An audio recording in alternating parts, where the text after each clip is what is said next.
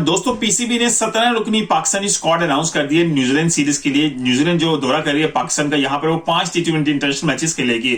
लेकिन ये 17 रुकनी squad announce किया गया on the basis of rotation. मतलब ये है कि इस रोटेशन पॉलिसी के मुताबिक ये स्क्वाड अनाउंस किया गया कि हर प्लेयर जो है ना डिफरेंट मैचेस खेलेंगे। यानी कि पहले अगर 2 मैचेस खेल रहा कोई प्लेयर, हो सकता है वो आखिरी 3 मैचेस ना खेले, या पहले 3 मैचेस खेल रहे तो आखिरी 2 मैचेस ना खेले, या पहले 2 मैचेस खेल रहे हैं तो फिर आखिरी 2 मैचेस खेलें, एक बीच में स्किप करें। तो ये रोटेशन पॉलिसी रहेगी ताकि सब प्लेयर टेस्ट किए जाए, सबको खेलने का मौका मिलेगा। क्योंकि न्यूजीलैंड की एक सी काइंड ऑफ जो है ना टीम जो है विजिट कर रही है पाकिस्तान का, तो उसका इंपैक्ट है कि पाकिस्तान के पास चांस है कि रोटेशन पॉलिसी को इस्तेमाल किया जा सके। और इसका इतलाक जो है बाबर आजम पे भी होगा। जी हाँ, बाबर आजम भी इस पॉलिसी का हिस्सा रहेंगे और इस सीरीज के अंदर उसके वो बैठते हुए नजर आए आपको। और अगर वो बैठते हैं तो ये क्वेश्चन यहां पर रहेगा, क्योंकि अभी तक वाइस कप्तान जो है अनाउंस नहीं किए गए, तो कप्तानी कौन करेगा। खैर ये क्वेश्चन बाद में, लेकिन पहले देखते हैं 17 रुकनी स्क्वाड क्या अनाउंस किया गया पीसीबी की तरफ से और उसमें कौन कौन से प्लेयर शामिल हैं, फिर देखेंगे कौन कौन से इग्नोर हुए हैं। सबसे पहले कप्तान होंगे बाबर आजम, इब्रार अहमद स्पिनर जो है मिस्ट्री वो होंगे, आजम खान शामिल हैं, फखर जमान जो अभी खात की इंजरी की वजह से मुकम्मल फिट नहीं है लेकिन फिर भी उनको शामिल किया गया है। उसकी जगह इसको साथ इफ्तिखार अहमद, इमाद वसीम जो वापस रिटायरमेंट से वापस लिए, उनकी वापसी हुई है इसके अंदर। और उसके बाद मोहम्मद अब्बास अफरीदी, मोहम्मद रिजवान, मोहम्मद आमिर, इनकी भी वापसी हुई रिटायरमेंट से, इन्होंने नाम अपना ऑप्ट आउट किया था और दोबारा इनको सिलेक्ट किया गया है। उसके बाद मोहम्मद इरफान खान, जी हाँ ये डेब्यूटेंट है, इनको मौका मिल रहा है। इरफान खान ने जितना पीएसएल में परफॉर्म किया है उसकी बेसिस के ऊपर इनको इंक्लूड किया गया है। उसके बाद नसीम शाह अपने जो है इंजरी से वापस आ रहे हैं, पीएसएल में बड़ी जबरदस्त परफॉर्मेंस दी है और दोबारा सिलेक्ट हो रहे हैं। साइम अयूब बड़ी जबरदस्त परफॉर्मेंस दी पीएसएल में, न्यूजीलैंड सीरीज में बहुत अच्छी परफॉर्मेंस नहीं थी इनकी। शादाब खान, इनकी भी वापसी हो रही है, आउट ऑफ फॉर्म थे, बाहर थे, लेकिन पीएसएल में बेस्ट प्लेयर बने हैं और ऑलराउंड परफॉर्मेंस बहुत अच्छी इन्होंने दी, इसलिए वापस आ रहे हैं। शहीनशाह अफरीदी, उसामा मीर, उस्मान खान, जी हाँ इनकी भी जो है डेब्यू हो रहा है। वही यूएई के क्रिकेटर जिन्होंने यूएई के अपना कॉन्ट्रैक्ट टर्मिनेट किया है, वहां पर इन पे 5 साल का बैन लगा, यूएई में किसी भी तरह की क्रिकेट नहीं खेल सकेंगे।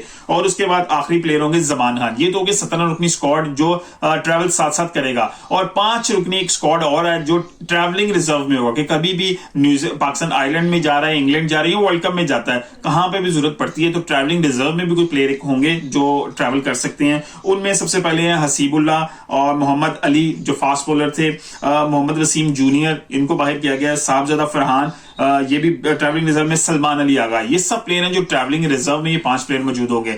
अब बात करते हैं इसमें कि 2 तो हमारे डेब्यूटेंट हैं जिसमें शामिल है उस्मान खान, उनकी हो रही है, और इरफान खान नियाजी, ये 2 प्लेयर हैं जो डेब्यू कर रहे हैं और रिचली डिजर्व के दोनों जो हैं इस पार्ट का हिस्सा होंगे। बहुत ज्यादा मौका मिलेगा इन दोनों प्लेयर प्लस मोहम्मद आमिर और इमाद वसीम, ये 4 प्लेयर होंगे, शायद आपको ये 5-6 मैचेस खेलते हुए नजर आए इस सीरीज के अंदर। प्लस अब क्वेश्चन यहां पर यह है कि यहां पर अब इन्होंने शामिल नहीं किया जो है मोहम्मद हारिस को, वो ट्रैवलिंग रिजर्व में भी शामिल नहीं है। याद होगा आपको 2022 का वर्ल्ड कप जहां पर उन्होंने साउथ अफ्रीका के खिलाफ, न्यूजीलैंड के खिलाफ बड़ी जबरदस्त शानदार इनिंग खेली थी, पाकिस्तान को मैचेस जितवाए थे, लेकिन हालिया अपनी जितनी भी परफॉर्मेंस उनके पीछे निकाल के देखें सब में वो पूर रही है। इवन के पीएसएल के अंदर भी वो परफॉर्म नहीं कर सके। स्टिल नेटिजन जो हैं वो ये समझते हैं कि मोहम्मद हारिस को अपनी स्क्वाड का हिस्सा होना चाहिए था, लेकिन उनकी जो परफॉर्मेंस है उसके बाद नहीं लगता कि वो उनको, आई थिंक बिल्कुल राइटली जो है ना उनको ड्रॉप किया गया ताकि वो अपनी फॉर्म वापस हासिल करें। दोबारा फॉर्म में है तो फिर दोबारा स्क्वाड में हिस्सा बने, क्योंकि वो बहुत ज्यादा पसंदीदा प्लेयर भी हैं जो है बाबर आजम के। अगर वो अपनी फॉर्म वापस हासिल कर लेते हैं तो definitely he can come back in Pakistani squad white ball cricket के अंदर later on after the world cup भी पॉसिबिलिटी जरूर है। और अभी दूसरी बात ये साहबजादा फरहान, मैंने एक वीडियो बनाई थी जब पाकिस्तान ने न्यूजीलैंड का टूर फिनिश किया था और पाकिस्तान पीएसएल स्टार्ट करने वाला था, उस वक्त मैंने ये 2-3 प्लेयर्स का नाम लिया था, हसीबुल्लाह, साहबजादा फरहान, अब्बास अफरीदी, आजम खान, ये और साइमो भी, ये 5 प्लेयर थे जिनको इंक्लूड किया गया था सीरीज के अंदर। और बहुत ज्यादा तो इनको बहुत ज्यादा रोटेशन पॉलिसी के बाद मौके भी मिले। तो मैंने यही क्वेश्चन उठाया था कि अगर इस पीएसएल के अंदर कोई और प्लेयर अगर परफॉर्म कर देते हैं और ये प्लेयर अगर परफॉर्म नहीं कर पाते तो क्या ये ड्रॉप कर दी जाएंगे एक ही सीरीज के बाद। तो वही मुझे कुछ देखने को मिला, हसीबुल्लाह का ड्रॉप कर दिया गया, जो है साहबजादा फरहान को ड्रॉप कर दिया, ये 2 मेन प्लेयर ड्रॉप कर दिए गए। अब तीसरी एक चीज बड़ी इंपॉर्टेंट है यहां पर, मोहम्मद अली, जी हाँ मुल्तान सुल्तान के फास्ट बॉलर, जो मुल्तान सुल्तान का जो फास्ट बॉलिंग का अटैक है वो लीड करते हुए नजर आए थे डेविड विली के साथ, उन्होंने बड़ी जबरदस्त बॉलिंग की थी, उनको भी ट्रैवलिंग रिजर्व में रखा गया। उनकी जगह जमान खान को रिप्लेस किया गया, डेथ बॉलर के तौर पर कंसीडर किया जाता है उनको बेहतरीन, लेकिन उनके भी इस दफा परफॉर्मेंस कोई बहुत ज्यादा शानदार नहीं थी पीएसएल के अंदर, लेकिन स्टिल उनको किसकी जो है लाइकनेस और डिसलाइकनेस की बेस पे किया गया, ये अभी तक उस सिलेक्शन कमेटी से सवाल नहीं हो सका। जमान खान किस बेस पे है कि मोहम्मद अली जो बहुत जबरदस्त परफॉर्मेंस कर रहे थे, मुल्तान सुल्तान के लिए बड़े मैचेस उन्होंने जितवाए पीएसएल के अंदर और फाइनल तक पहुंचाने में उनका बड़ा अहम रोल था, उनको भी बाहर किया गया। ये तो बात अब होगी। अब एक और इंपॉर्टेंट बात है, हारिस रऊफ इस स्क्वाड के अंदर कहीं पे भी नजर नहीं आ रहे, 17 रुकनी स्क्वाड में भी नहीं और 5 रुकनी स्क्वाड के अंदर भी नहीं है। हारिस रऊफ का क्या कर अभी जो है उनकी इंजरी के हवाले से क्या अपडेट है? सिलेक्शन कमेटी में वहाब रियाज यही कहते हुए नजर आए कि उनके हवाले से डॉक्टर से हमारी कंसल्टेशन हुई है, लेकिन उन्होंने कहा ये इंग्लैंड सीरीज तक जो है ना फिट हो जाएंगे। तो इंग्लैंड सीरीज में अगर वो उनको इंक्लूड किया जाता तो फिर आप 17-18 कितने रुकनी स्क्वाड के साथ ट्रैवल करेंगे? इंग्लैंड जाना आपने वर्ल्ड कप के लिए ना, 15 से 16 रुकनी स्क्वाड आप प्रोबेबली ट्रैवल कर सकते हैं, लेकिन अगर 17-18 रुकनी स्क्वाड के साथ ट्रैवल करेंगे, इट्स अप टू पाकिस्तान कि वो कैसे बिहेव करेगा, आईसीसी उनके साथ कैसे चीजों को मैनेज करेगी। लेकिन इतने प्लेयर्स के साथ ट्रैवल करना और इतनी चीजें अपने इर्द गिर्द लेके चलना, आई थिंक ये एक्स्ट्रा बर्डन भी जो है ना वो क्रिएट होगा प्लेयर्स के ऊपर कि वो पता होगा यार मेरे पास पीछे भी साथ साथ ही प्लेयर्स बैठे हुए हैं, आप बहुत ज्यादा मेंटली रिलैक्स भी नहीं होंगे। बाबर आजम के लिए जो कि कप्तान अनाउंस हुए हैं, उनके लिए जो वाइस कप्तान है अभी तक वो अनाउंस नहीं हुआ। उनसे जब सिलेक्शन कमेटी से क्वेश्चन हुआ कि आपने वाइस कप्तान अभी तक अनाउंस नहीं किया, उन्होंने कहा हम देख रहे हैं कौन बाबर आजम से खड़ा हो सकता है और किसके प्लस जो है ना प्लस माइनस ज्यादा बेहतर है, जो बेहतर जो है ना परफॉर्म कर सकता है वाइस कप्तान के तौर पर। लेकिन अब ये बड़ा इंपॉर्टेंट है, न्यूजीलैंड सीरीज के अंदर जो अभी होने जा रही है, इसमें अगर बाबर आजम को रोटेशन पॉलिसी में बिठाया जाता है तो वाइस कप्तान तो कोई है नहीं, तो कप्तानी कौन करेगा? क्या फिर शहनशाह अफरीदी को कप्तानी दी जाएगी या मोहम्मद रिजवान को कप्तानी दी जाएगी या उस बादशाह के वजीर को यानी कि शादाब खान जो अभी दोबारा स्क्वाड का हिस्सा उनको कप्तानी दी जाएगी? तो ये बड़ा इंपॉर्टेंट है कि बाबर आजम की बैकएंड पे जो अभी हमने कप्तान एक वाइस कप्तान तैयार किया था शादाब खान, उनको भी यूटिलाइज नहीं किया गया। ये अजीब सी पॉलिसी रही है पाकिस्तान के अंदर कि पाकिस्तान जब भी कोई नायब कप्तान को यूज करता है वो नायब कप्तान ही रहता है, वो कभी कप्तानी की तरफ नहीं है। एक नया कप्तान आपको जरूर मिलेगा। अब नायब कप्तान का या वाइस कैप्टन का क्या मकसद है पाकिस्तान टर्मिनोलॉजी में क्रिकेट के अंदर, मेरी समझ से बाहर है।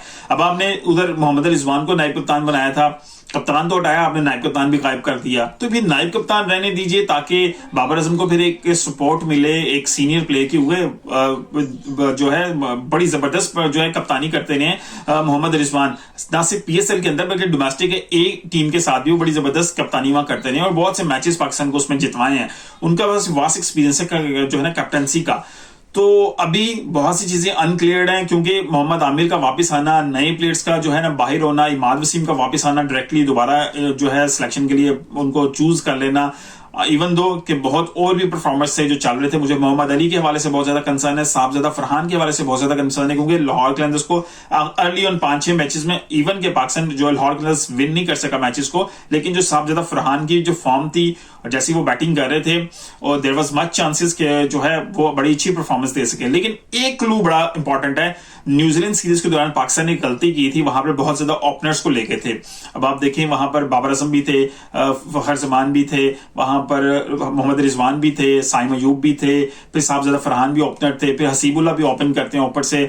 तो इतने ज्यादा प्लेयर्स वहां पे मौजूद थे कि आपके जो मिडिल ऑर्डर का सेक्शन था वहां पर मिडिल ऑर्डर के प्लेयर नहीं थे।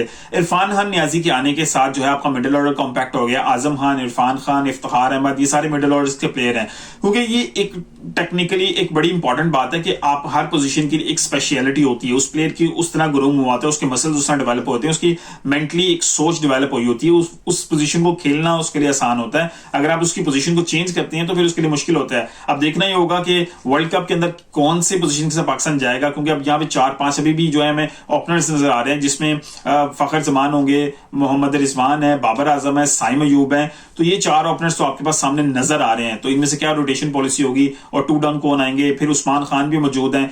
तो ऑब्वियसली इस सीरीज में उस्मान खान, इमाद वसीम, मोहम्मद आमिर और उस्मान खान नियाजी और शादाब खान और ये जितने प्लेयर्स जो बाकी कुछ डेब्यूटेंट के साथ जो वापस आ रहे हैं जिन्होंने कम बैक किया पाकिस्तान स्क्वाड में, ये आपको कॉन्स्टेंटली शायद खेलते हुए नजर आए। लेकिन रेस्ट ऑफ द प्लेयर्स शहनशाह अफरीदी, नसीम शाह और जो है बाबर आजम, मोहम्मद रिजवान, ये सारी रोटेशन पॉलिसी के ऊपर आपको नजर आए इस सीरीज के अंदर।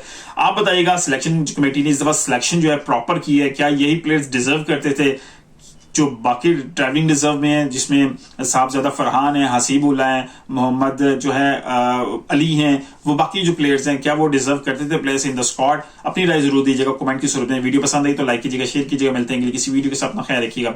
अल्लाह हाफिज।